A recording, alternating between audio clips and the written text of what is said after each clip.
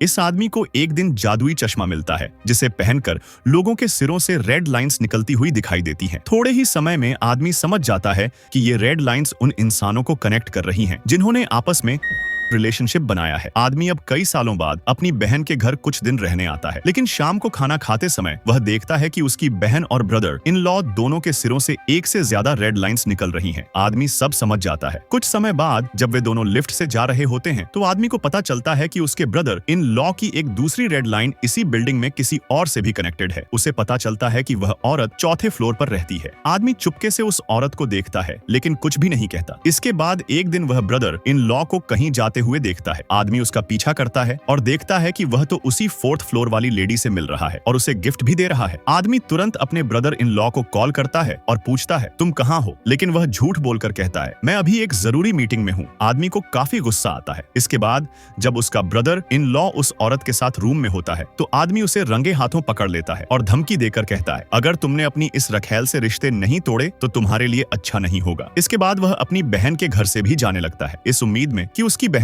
अब खुश रहेगी। लेकिन कुछ समय बाद वह उसी फोर्थ फ्लोर वाली लड़की की इंस्टा प्रोफाइल को देखता है जिसमें वह अपनी प्रेगनेंसी की पोस्ट कर रही होती है। आदमी को गुस्सा आता है और वह उस औरत को सबक सिखाने के लिए जाने लगता है, लेकिन वहां जाकर वह देखता है कि उसकी बहन कार में बैठी है और जानबूझकर दूसरी कार को टक्कर मार रही है। आदमी अपनी बहन को बाहर निकालता है और समझाने की कोशिश करता है। कुछ समय में उसका ब्रदर इन लॉ भी आ जाता है, लेकिन वह सीधे फोर्थ फ्लोर वाली लड़की के पास चला जाता है। यह देखकर आदमी अपनी बहन के लिए उस आदमी से लड़ने लगता है और उसे मारता है, लेकिन उसकी बहन उसे रोक देती है। इसके बाद उसकी बहन बताती है, वो औरत ही उसकी असली वाइफ है। उसने मुझे बस अपनी मिस्ट्रेस बनाकर रखा था और जब तुमने उससे कहा कि वो अपनी मिस्ट्रेस से सारे रिश्ते खत्म कर दे तो उसने मुझे छोड़ दिया। यह सुनकर आदमी को बेहद बुरा लगता है कि उसने अपनी ही बहन की जिंदगी बर्बाद कर दी।